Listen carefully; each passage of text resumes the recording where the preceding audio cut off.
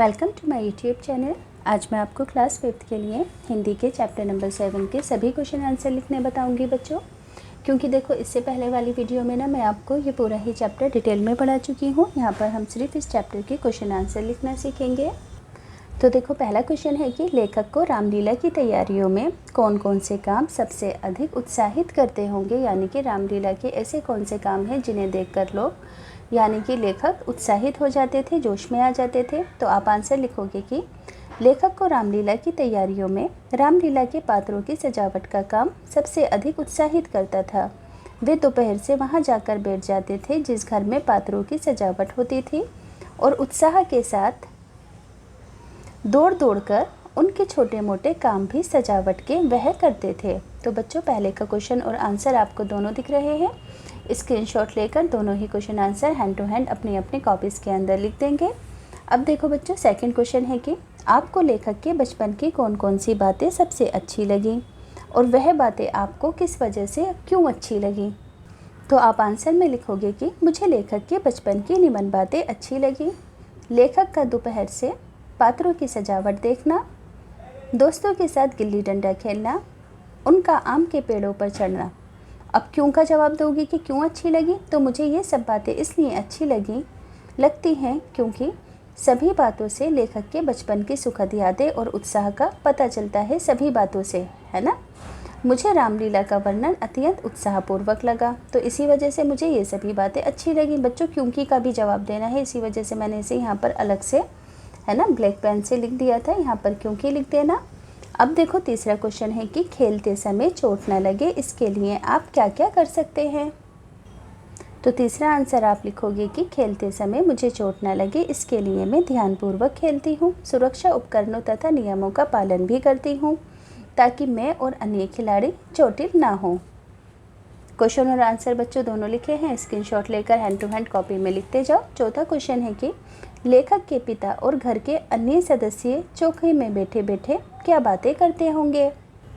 तो आप आंसर लिखोगे कि लेखक के पिता और घर के अन्य सदस्य चौके में बैठे बैठे घर परिवार तथा खेती से संबंधित बातें करते होंगे तथा लेखक के सुबह सवेरे घर से गुल्ली डंडा खेलने जाने पर भी नाराज़ होते होंगे। तो बच्चों देखो, है ना, चौथा क्वेश्चन और चौथा आंसर दोनों ही साथ हैं। हैंड टू हैंड स्क्रीनशॉट लेकर क्वेश्चन और आंसर आप लिखते जाओ। अब देखो बच्चों यहाँ पर भी नीचे की साइड 4 क्वेश्चन है। पहला क्वेश्चन है कि लेखक के चचेरे भाई हलदर की आयु कितनी थी। तो आप लिखोगे पहले का आंसर कि ये रहा पहले का आंसर, लेखक के चचेरे भाई हलदर की आयु 10 वर्ष की थी, है ना। क्वेश्चन और आंसर साथ हैं तो साथ लिख दो। सेकंड क्वेश्चन है कि लेखक ने अपने घर वालों के क्रोध का क्या कारण बताया। तो क्या कारण बताया लेखक ने अपने घर वालों के क्रोध का। तो आप सेकंड आंसर लिखोगे कि लेखक के अनुसार उनके घर वालों के क्रोध का कारण लेखक का प्रातःकाल गुल्ली डंडा खेलने के लिए घर से निकल जाना था।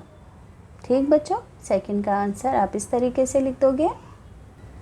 थर्ड क्वेश्चन है कि लेखक के अनुसार गुल्ली डंडा और विलायती खेलों के अंदर क्या अंतर है। तो आप थर्ड का आंसर क्या लिखोगे कि लेखक के अनुसार, देखो क्वेश्चन और आंसर दोनों साथ दिख रहे हैं। लेखक के अनुसार गुल्ली डंडा और विलायती खेल में ये अंतर है कि विलायती खेलों को खेलने के लिए पैसे खर्च करने पड़ते हैं जबकि गुल्ली डंडा खेलने के लिए पेड़ की टहनी तोड़कर गिल्ली बना ली जाती है। तो बच्चों थर्ड का आंसर भी हैंड टू हैंड लिख देना कॉपी में। अब देखो चौथा क्वेश्चन है यहाँ पर, इस पाठ में लेखक ने अपने बचपन के किन किन अनुभवों को याद किया है। तो आप आंसर लिखोगे कि इस पाठ में लेखक ने अपने बचपन के निम्न अनुभव याद किए हैं। कच्चा टूटा घर, पयाल का बिछोना, नंगे बदन नंगे पाँव, खेतों में खेलना, आम के पेड़ पर चढ़ना तथा दोस्तों के साथ गिल्ली डंडा खेलना। गिल्ली की जगह बच्चों आप गुल्ली भी लिख सकते हो, दोनों ही वर्ड सही कहलाएंगे, गिल्ली भी कहते हैं और गुल्ली भी कहते हैं। तो देखो क्वेश्चन और आंसर दोनों ही आपको दिख रहे हैं। Hand to hand question answer copy में लिखते जाओ। नेक्स्ट पेज पर आएंगे। पहला क्वेश्चन है कि लेखक के बचपन के कौन कौन से काम आपने भी किए हैं जो कि लेखक ने अपने बचपन में किए थे। तो बच्चों इसका आंसर ये रहा। आप कुछ इस तरह से लिखोगे कि पहला क्वेश्चन और पहला आंसर दोनों ही शो हो रहे हैं आपको अच्छे से यहाँ पर। तो लेखक के बचपन की तरह हम भी अपने दोस्तों के साथ कबड्डी खेलने के लिए उत्साहित रहते हैं। लेखक गुल्ली डंडा खेलने के लिए उत्साहित रहते थे और हम कबड्डी खेलने के लिए उत्साहित रहते हैं। जब नानी के घर जाती हूँ तो आम के पेड़ पर भी चढ़ती हूँ। अब देखो सेकंड क्वेश्चन है कि लेखक अपने बचपन में खेलने के लिए स्वयं यानी कि खुद गुल्ली बना लेते थे। आप कौन कौन से खिलौने स्वयं बना लेते हैं? किसी एक को बनाकर कक्षा में लेकर जाएं और समूह के साथ मिलकर उससे खेलिए। तो देखो बच्चों, सेकंड का आंसर लिखोगे कि मैं स्वयं हार्डबोर्ड का चिड़िया बल्ला बना सकती हूँ तथा लूडो भी बनाना जानती हूँ। तो आप अपनी मर्जी से कोई भी गेम बनाकर क्लासरूम में लेकर जाएंगे। अगला क्वेश्चन है कि अनेक बच्चे कपड़े धोने में काम में आने वाली थप्पी को बल्ली की तरह उपयोग कर लेते हैं। आप अपने घर या पड़ोस की किन वस्तुओं को खिलौनों की तरह उपयोग करते हैं, यानी कि आप कौन सी चीज़ों को अपने खेलों के अंदर उपयोग कर लेते हैं? तो बच्चों देखो, तीसरा क्वेश्चन और तीसरा आंसर ये रहा।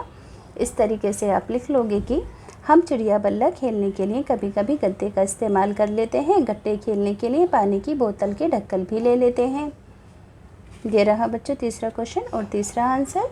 चौथा क्वेश्चन है कि लेखक बचपन में अनेक काम उत्साह से दौड़ कर किया करते थे। तो आप भी ऐसे कौन से काम हैं जो कि उत्साह से करते हो?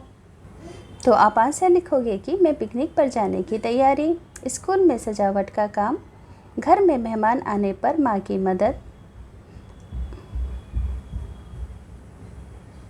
मदद आदि बड़े उत्साह से दौड़ कर करती हूँ। तो बच्चों चौथे का क्वेश्चन और चौथे का आंसर दोनों हैं। अब देखो नीचे की साइड मिलान है, जैसे कि ये क्या है? काठ का यानी कि लकड़ी का चपटे और चौड़े सिरे का डंडा है। ये क्या है ना, समुद्र में मिलने वाली पुराने ज़माने की मुद्रा है जिसे कि हम समुद्री कीड़े होते हैं, है ना।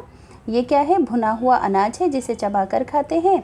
यहाँ पर दो बच्चे, दो माँ बाप भ्रमण यानी कि सैर पर जा रहे हैं।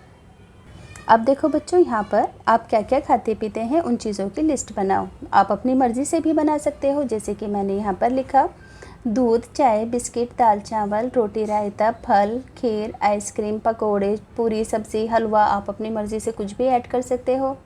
अब देखो बच्चों, मैं दोपहर से वहीं बैठा था। दोपहर जो शब्द बना है पहर शब्द से मिलकर बना है और पहर का अर्थ होता है दिन का चौथा भाग यानी कि 3 घंटे। एक पहर में बच्चों कितने घंटे होते हैं? 3 घंटे।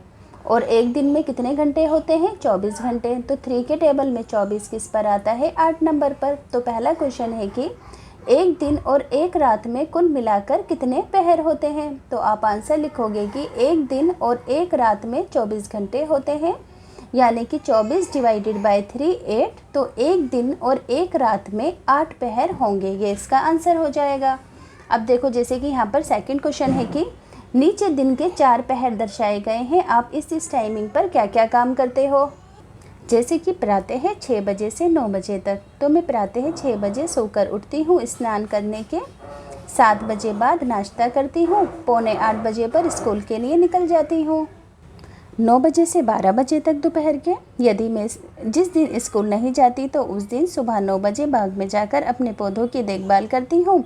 12 बजे दोपहर को भोजन करके वापस घर चली जाती हूँ भोजन करने के लिए। अब आगे है 12 बजे से 3 बजे तक। तो 12 बजे से 2 बजे तक मैं स्कूल में होती हूँ। स्कूल से आने के बाद मुँह हाथ धोकर 2:30 पर मैं खाना खाती हूँ। फिर 3 बजे से 4 बजे तक सोती हूँ। आगे है दोपहर के 3 से शाम के 6 बजे तक। तो दोपहर के 3 बजे सोने के बाद 4 बजे उठती हूँ, 4:30 बजे अपना गृह कार्य करने बैठती हूँ, 6 बजे मैं अपने दोस्तों के साथ खेलने जाती हूँ। अब देखो, यहाँ पर कहा गया है कि आपने इन सभी तमाशों में से कौन सा देख रखा है, जैसे कि बायोस्कोप, नाटक, कठपुतली का खेल। तो जो भी आपने इनमें से देखा है आप उस पे से निशान लगा दोगे, गोल घेरा बना दोगे। बच्चों, आपको ना चैप्टर में से विशेषण और संज्ञा शब्दों को छांट कर लिखना है। तो विशेषण किसे कहते हैं, ध्यान से समझना। जैसे कि मीठा आम। मीठा शब्द क्या है बच्चों? विशेषण है, क्योंकि मीठा शब्द आम की विशेषता बता रहा है। ऐसे ही खराब आम। खराब शब्द क्या है? विशेषण है, क्योंकि आम की विशेषता खराब है। आम कैसा है? खराब है। तो बच्चों, वो सभी शब्द जो दूसरे शब्दों की अच्छाई या बुराई बताते हैं उनको विशेषण कहते हैं। अब देखो, पाठ में जितने भी विशेषण के शब्द हैं उन्हें आपको लिखना है। जैसे कि विलायती। विलायती क्या था? खेल था। उत्साहित कौन थे? बच्चे थे। सरल कौन था? बच्चे थे। हर एक यानी कि बच्चे, जमघट यानी कि लोगों का जमघट, जमघट कैसा था, लोगों का, तो जमघट शब्द है विशेषण। इसी तरीके से बिगड़, है ना। अब संज्ञा शब्द किसे कहते हैं? दुनिया की हर चीज़ का नाम, हाथी, घोड़ा, इंसान का नाम, नदी, नहर, पहाड़, हर वस्तु का नाम संज्ञा कहलाता है। किसी जगह का नाम भी संज्ञा कहलाता है, जैसे कि खेल, कच्चा आम, पेड़, गुल्ली और दुनिया, ये सभी शब्द क्या हैं बच्चों? संज्ञा है। अब देखो नीचे कहा गया है कि आप अपनी फर्स्ट एड किट में क्या क्या सामान रखते हैं। तो आप आंसर लिखोगे कि प्राथमिक चिकित्सा पेटी में मैं निम्न वस्तुएं रखते हैं: रुई, पट्टियाँ, डिटोल, थर्मामीटर, पैरासीटामोल, एंटीसेप्टिक गोलियाँ, कैंची आदि। यहाँ पर आपको मिलान करना है। ये दोनों बच्चे कबड्डी खेल रहे हैं, ये पतंग उड़ा रहे हैं, ये लट्टू से खेल रहे हैं, ये दोनों इकड़ी दुकड़ी खेल रही हैं। अब देखो बच्चों, यहाँ पर एक लड़की है, इसके हाथ नहीं है और ये पैरों से तीर चला रही है। तो ये बच्चों एक नेशनल एथलीट है ना, जो कि पैरों से खेलती है। तो आपको इसके बारे में लिखना है, जैसे कि इनका नाम शीतल देवी है, एक भारतीय पैरा तीरंदाज है। इनका जन्म 10 जनवरी 2007 को हुआ। ये एक दुर्लभ बीमारी फोकोमेलिया के साथ पैदा हुई, जिसके कारण इनके हाथ नहीं हैं। ये बिना हाथ पैर के पहली महिला अंतर्राष्ट्रीय पैरा तीरंदाज हैं।